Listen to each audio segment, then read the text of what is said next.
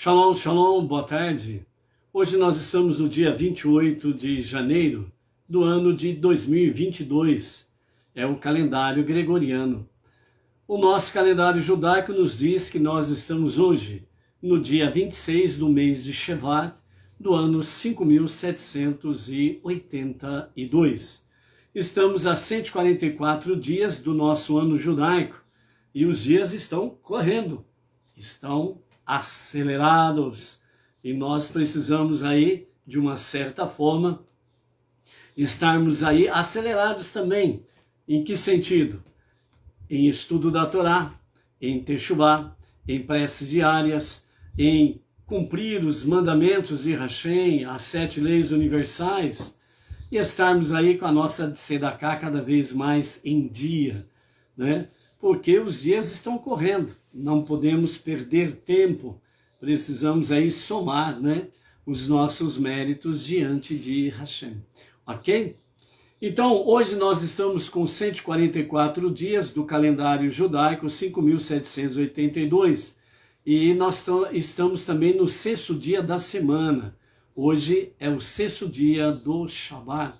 Ao pôr do sol de hoje, nós estaremos aí então adentrando no sagrado dia do Shabat. Baruch Hashem, mais uma semana se passando e mais um dia sagrado chegando. O nosso Rebbe Menachem Mendel, ele nos fala em sua sabedoria no dia de hoje a seguinte palavra: aquele que realmente se importa não se tranquiliza pelo fato de ter uma boa desculpa. Se a meta não foi atingida, não foi atingida, ponto final, independente da desculpa. Aqui o nosso Rebbe está nos falando exatamente sobre duas posições diante de uma realidade. Você tem uma meta a cumprir, ela não se cumpre. Então tem aquele um que se tranquiliza, dá uma bela de uma desculpa e amanhã vou tentar de novo. Tá. Não está nem aí, como diz o outro, né? E tem aquele um que analisa realmente os fatos, vê que a meta não foi cumprida, e ele não arruma desculpas para ela, mesmo que ele tenha uma boa desculpa. O que ele vai analisar? Por que eu não cumpri a minha meta? Então ele vai analisar deste ponto de vista qual o motivo, qual a razão, o que aconteceu que eu não cumpri a meta. Então ele vai analisar, vai ponderar todas as coisas, vai pesar em balança. Então ele dirá: amanhã, quando eu for novamente buscar a meta, então agora eu sei o que fazer para poder alcançar a meta. Ou seja, aquele que realmente tem compromisso, responsabilidade em cumprir metas, ele pode até não cumprir metas. Afinal de contas, nem tudo sai perfeito. E nós temos que encarar essa realidade. É fato. Nem tudo sai perfeito. Nem tudo sai da forma que planejamos. Então aí, a meta não foi cumprida, não é motivo de desespero, desânimo e muito menos de desistência. Então nós temos uma realidade diante de nós. Nós somos finitos e, queiramos ou não, as coisas não saem perfeitas, mas temos metas a cumprir. Quando nós chegamos ao fim do dia, por exemplo, e nós analisamos, seja do ponto de vista do mundo secular, mundo físico, mundo financeiro, mundo material e o mundo espiritual. Então, as metas foram cumpridas, analisamos todas elas. E aí nós chegamos, meta tal, no campo tal foi cumprida.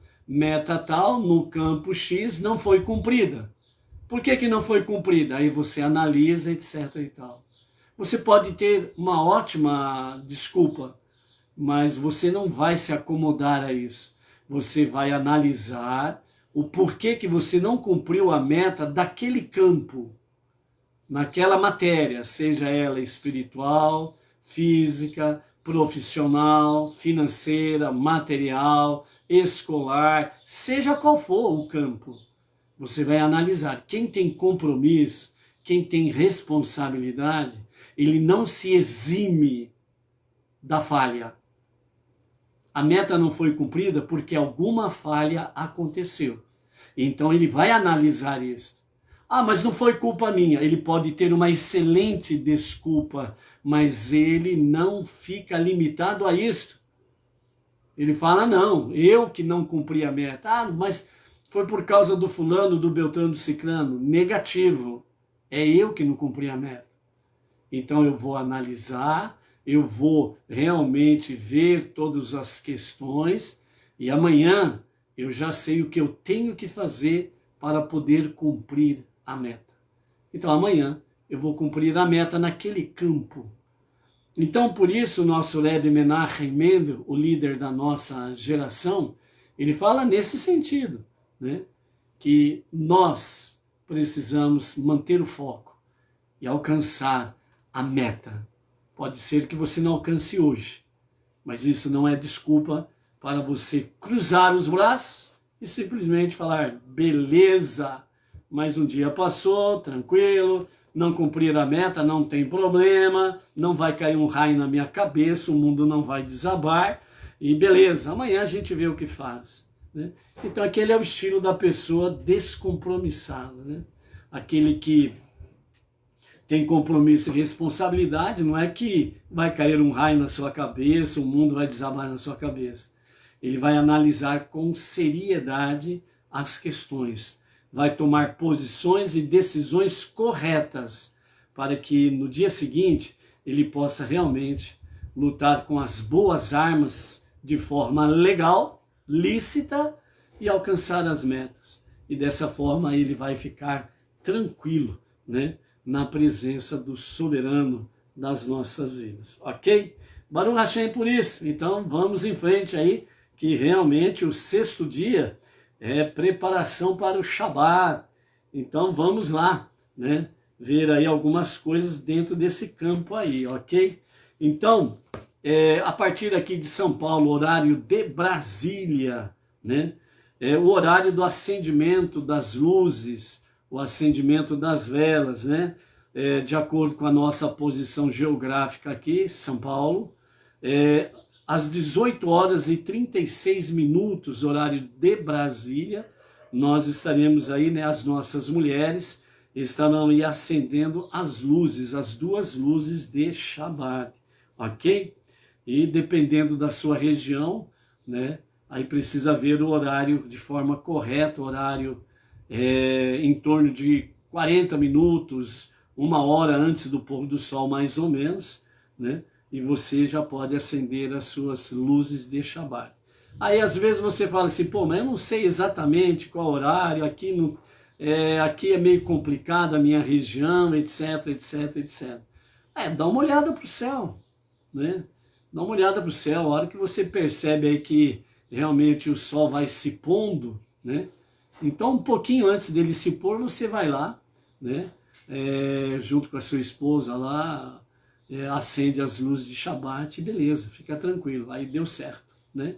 Então, por isso daí, quem acende velas, né? Precisa ser a vela numa proporção que ela fique, né? No mínimo 1 hora acesa, ok?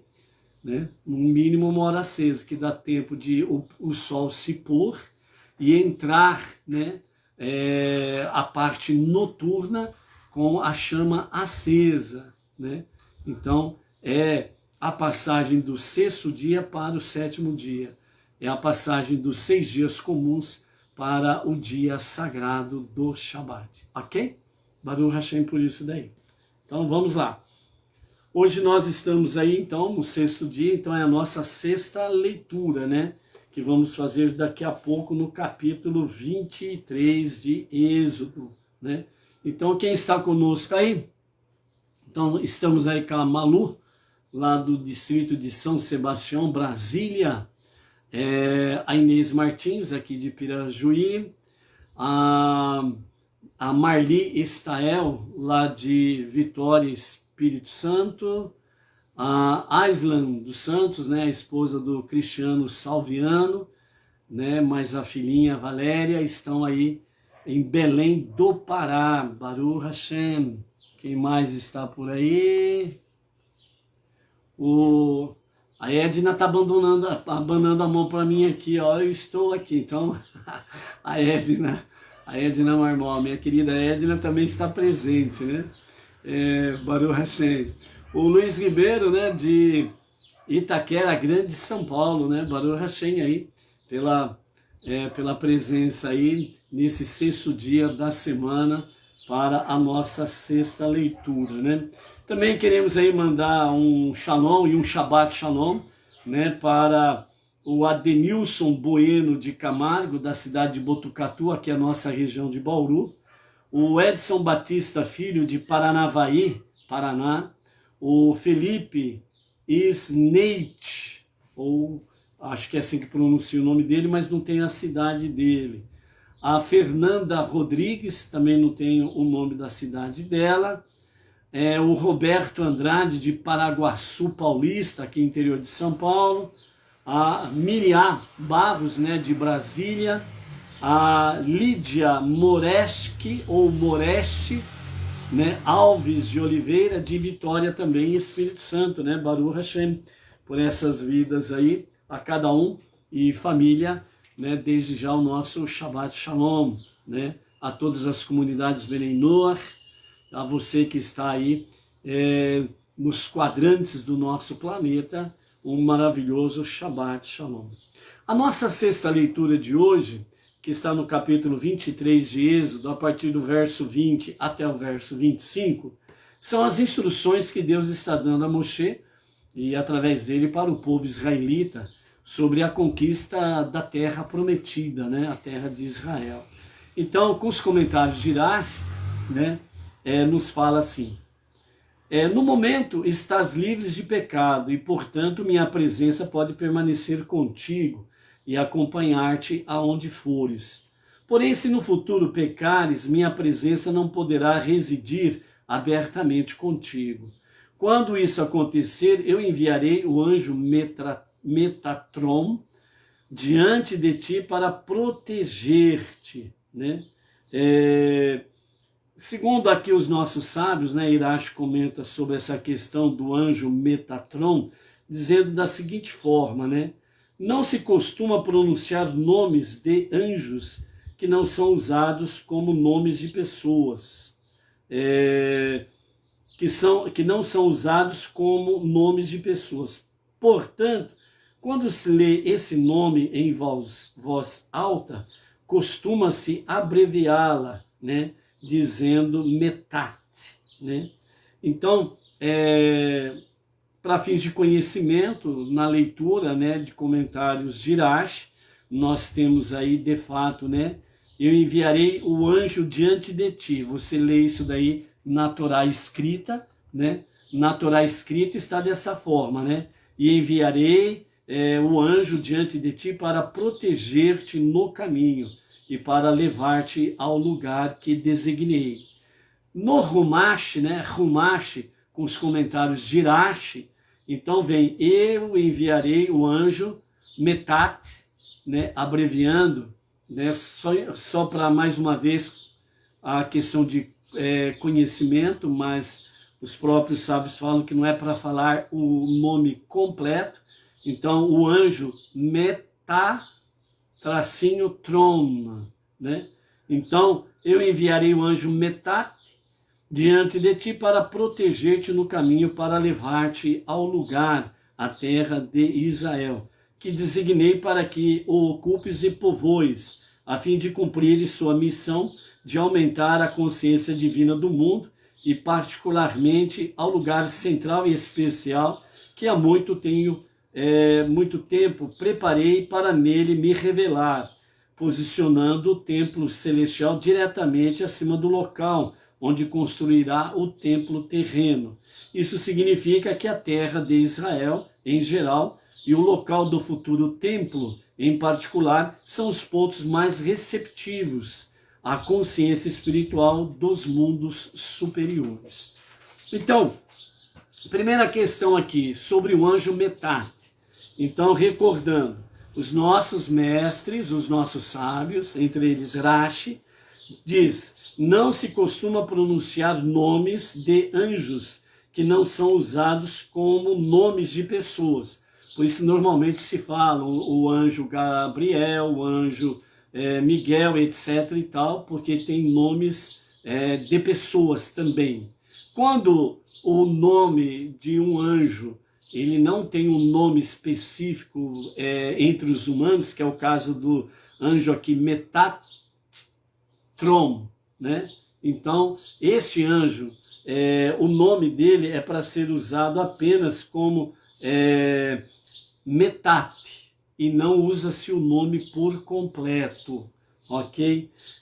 Então, não se lê em voz alta o nome completo, então se usa a forma sublinhada ou abreviada, Metat. E a segunda parte do nome, Tron, né, não se mencionam juntos em voz alta. Você pode ler e falar até em voz baixinha, quando você está fazendo a leitura do Rumash ou algo semelhante. Em voz alta não se faz a leitura do nome completo, certo? Então isso é uma forma de respeito para com as coisas sagradas, nesse sentido aí, ok? Então, a segunda questão aqui que nós temos é a questão do templo em Jerusalém, o Beit HaMikdash. Então, segundo os nossos sábios, falam que aonde foi construído o templo, né, numa linha reta para cima, certo? Nessa linha reta que transpõe o nosso planeta, o próprio universo e vai além do nosso universo, ele chega exatamente nessa linha reta, na mesma posição do Beit HaMikdash no mundo espiritual, que está além do nosso universo, que só Deus ali habita. E ali está o templo sagrado nas regiões celestiais. É exatamente esse templo que Moshe viu quando ele foi elevado no Monte Sinai, na presença divina, e foi elevado aos céus. Ali ele viu todas essas coisas, certo? Então, por isso que o local da construção do templo em Jerusalém é o local que está diretamente em conexão, em linha reta, com o templo celestial. A mesma coisa acontece o chamado Kadosh Kadoshim, né? O Santo dos Santos, que é a parte central do Beit HaMikdash, que só o Kohen Gadol, o sumo sacerdote, entrava uma vez por ano em Yom Kippur, nesse lugar, nessa câmara sagrada, Kadosh Kadoshim, o Santo dos Santos. Então, nesse mesmo ponto, também está diretamente nessa linha reta aos céus, no mesmo posicionamento do Kadosh Kadoshim nas regiões celestiais, além do nosso universo. Então, por isso, de acordo com os nossos sábios, então o templo em Jerusalém é o lugar que são pontos mais receptivos à consciência divina dos mundos superiores. Anualmente são milhares, milhões de pessoas que visitam o chamado Muro das Lamentações, que ficou conhecido universalmente. Mas ali para o mundo judaico é o Kotel, o Muro, Kotel. Então o muro, ele é visitado por milhões de pessoas anualmente. E cada pessoa conta uma experiência diferente, né? Tem aqueles que vão para fazer turismo no sentido literal da palavra. Vão para passear, se alegrar, festa, pá, e nem percebe de uma forma mais profunda realmente esse contato com as regiões celestiais. Independente de segmento religioso, tem pessoas que realmente vão ali para buscar Deus. Porque independente do segmento religioso, uma boa parcela das pessoas sabem de fato que existe um Deus, único Deus, que está acima de tudo e de todos, independente de segmento religioso.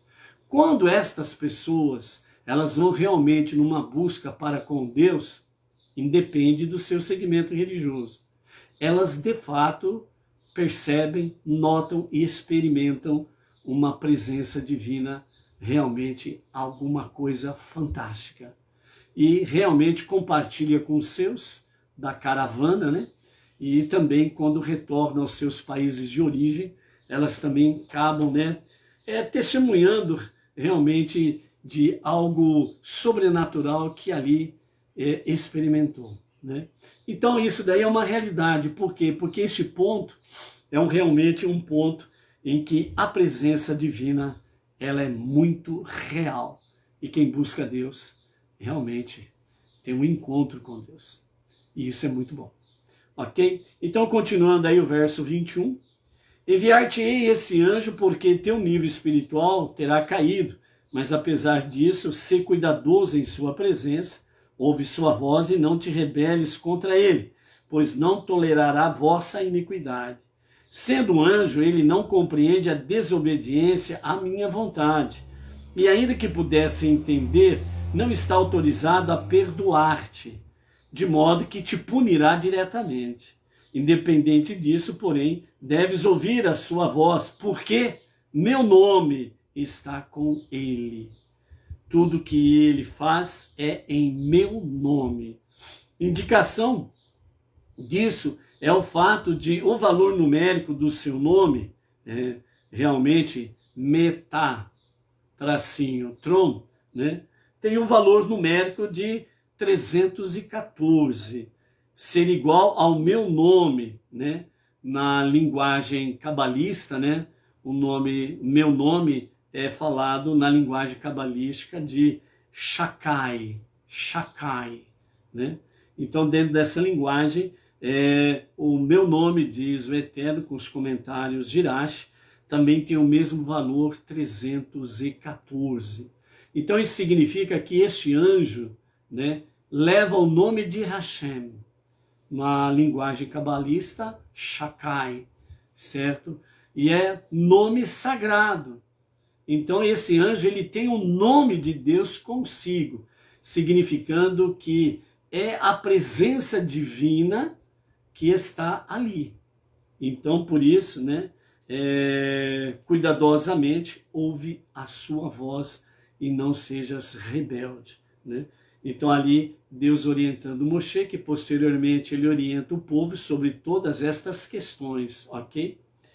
Pois se lhe obedeceres diligentemente e portanto fizeres tudo o que eu falar, serei inimigo de teus inimigos e perseguirei os teus perseguidores, né?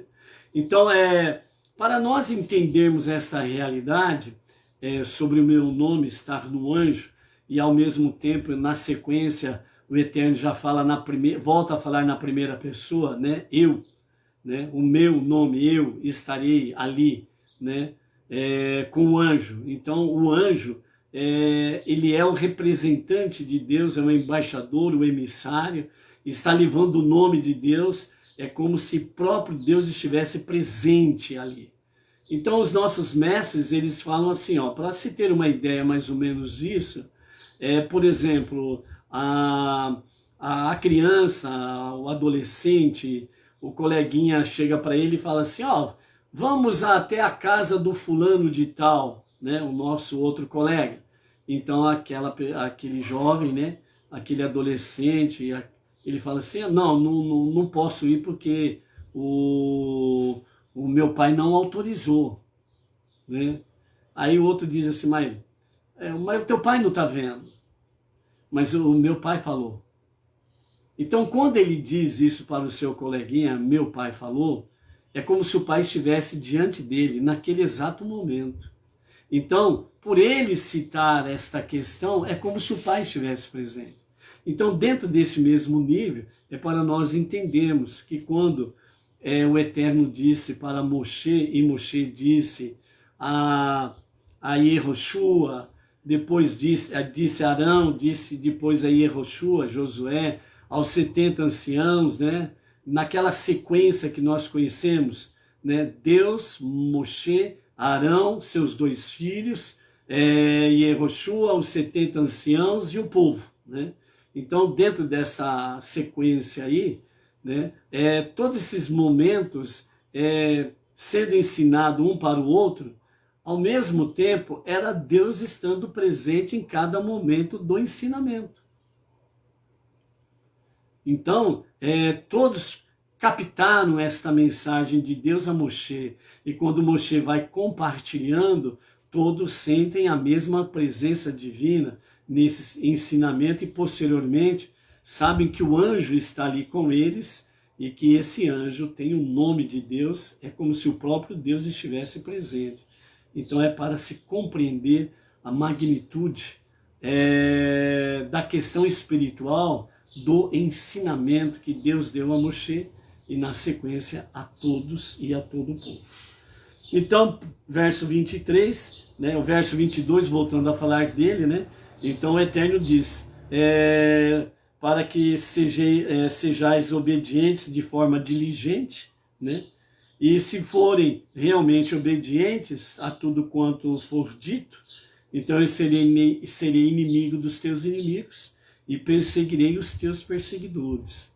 Então, por isso, aqui, mais uma vez, nós temos a promessa divina de que o Eterno, ele estando contigo, ele é inimigo dos teus inimigos e ele perseguirá os teus perseguidores. Isso significa que a nossa proteção, ela não está naquilo que temos, naquilo que possuímos.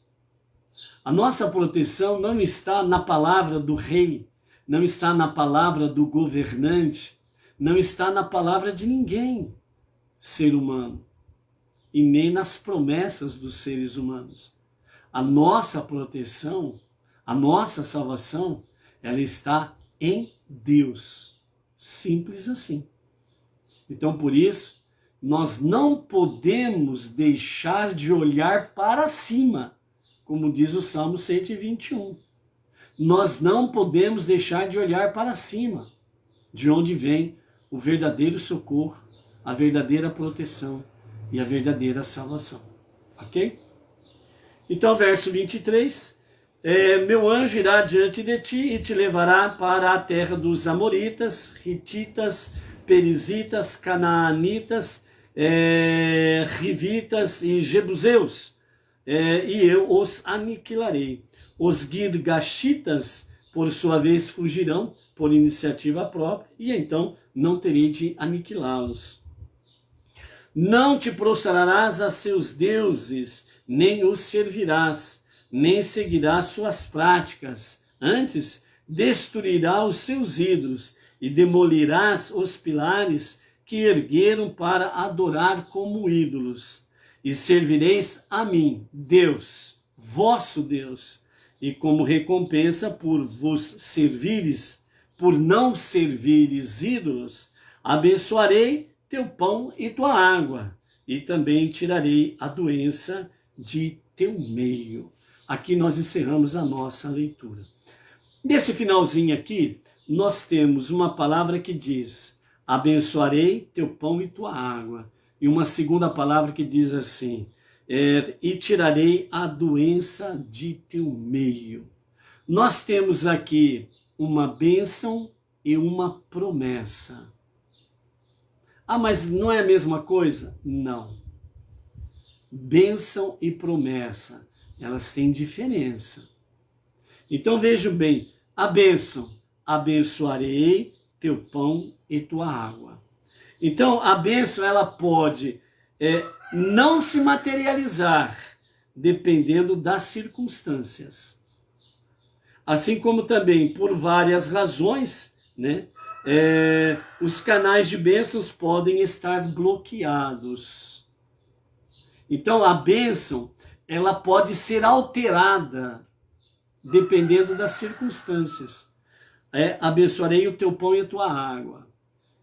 Aqui especificamente, né, e servireis a mim, Deus vosso Deus, e como recompensa por não servires ídolos, abençoarei teu pão e tua água. É uma bênção.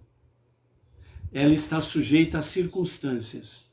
O povo hoje está obediente, então o pão e a água são abençoados e há em abundância. O povo está rebelde contra Deus. A bênção não se materializa. Então a bênção ela está sujeita às circunstâncias no relacionamento do ser humano para com Deus. Ok?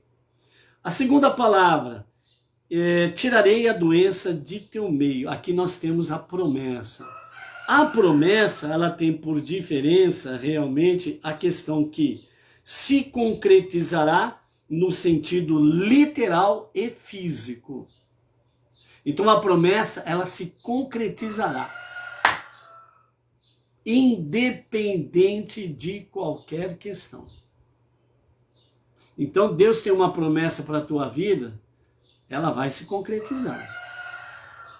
Por isso que as promessas divinas, nós precisamos tomar posse dela, que elas vão acontecer, independente de qualquer circunstância. Por exemplo, vamos dar um exemplo aí, num nível bem elevado. Deus nos dará Mashiach, a revelação de Mashiach, para a redenção final. A revelação de Mashiach, ela vai acontecer de qualquer forma. Independe como o mundo estiver, independe como as pessoas estiverem. A revelação de Mashiach acontecerá para a redenção final. Literalmente, fisicamente.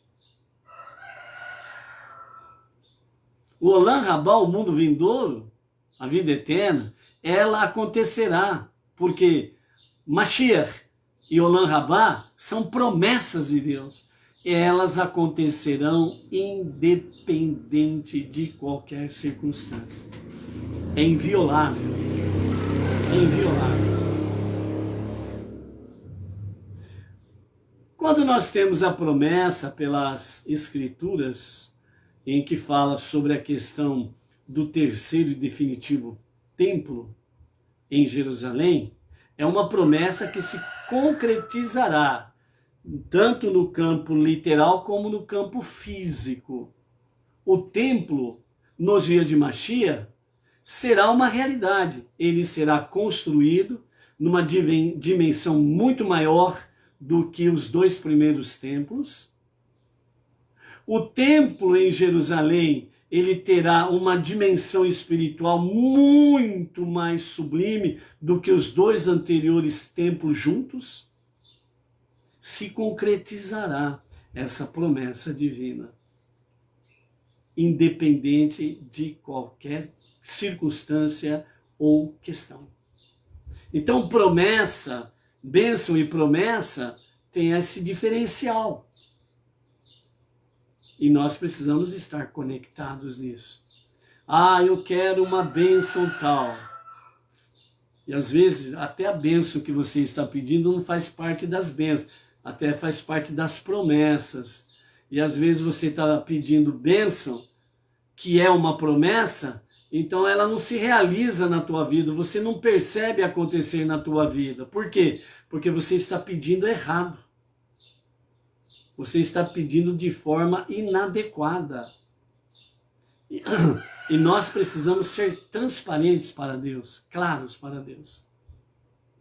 Então, por isso é importante nós sabermos esse diferencial entre bênção e promessa. Bênção está sujeito às circunstâncias.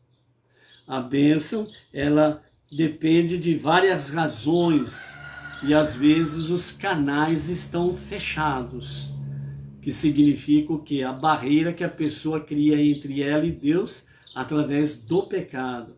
E a bênção não chega. E a promessa, ela é diferente. Se Deus fez uma promessa, ela se concretizará. Então, por isso ele diz, tirarei a doença de teu meio. Então, vejam bem o poder que há em não servirmos ídolos, em não cairmos nas artimanhas da idolatria, porque a idolatria ela tem as suas múltiplas facetas. Tem gente que não tem ídolo nenhum na sua casa, mas tem um ídolo humano. Ele precisa identificar esse ídolo. Pode ser o marido, pode ser a esposa, pode ser os filhos, pode ser os pais, pode ser o seu trabalho, por exemplo, pode ser o seu chefe, o seu patrão. Tem gente que endeusa patrão que nem não sei o que, né? Tem gente que endeusa o chefe que misericórdia, né? Para não falar puxa-saco, né? Mas endeusa ao mesmo tempo, né? Então vamos lá, não vamos falar que é puxa-saco não, né? Vamos falar que endeusa, né? E por aí afora vai, né? Tem pessoas também que endeusam a sua liderança religiosa. É idolatria. Então, por isso, a promessa, a bênção e a promessa de Deus, ela é bem clara, né? É como recompensa, diz Rashi, por não servires ídolos, então a bênção, abençoarei o teu pão e a tua água. Então isso daqui significa exatamente, dentro de um campo literal, exatamente o quê? O sustento diário. O sustento diário. Ok? E tirarei a doença de teu meio. Então, dentro do aspecto físico, sustento diário, agora dentro do aspecto espiritual, tirarei a doença de teu meio, ou seja, espiritualmente você está aí com a sua saúde bombando, né? Então você está devidamente protegido, etc e tal. Você está no seu vigor espiritual, né? Então, dentro desse campo aí. Por quê? Porque você não está servindo nenhum ídolo. Você está servindo somente a Deus. Então são coisas que nós temos que diferenciar aí, para não estarmos aí caindo nas armadilhas que a idolatria tem com as suas múltiplas facetas, ok? Então, amados, por hoje é isso daí. Essa é a nossa palavra para este sexto dia. A você, família e todas as comunidades, um Shabbat Shalom, com muita luz divina, com muita sabedoria, entendimento, conhecimento, para diferenciar bênçãos e promessas, mas acima de tudo, não estar preso nas armadilhas das múltiplas facetas da idolatria. Seja forte, seja luz, viva Shabbat na presença divina. Até amanhã, Shabbat Shalom.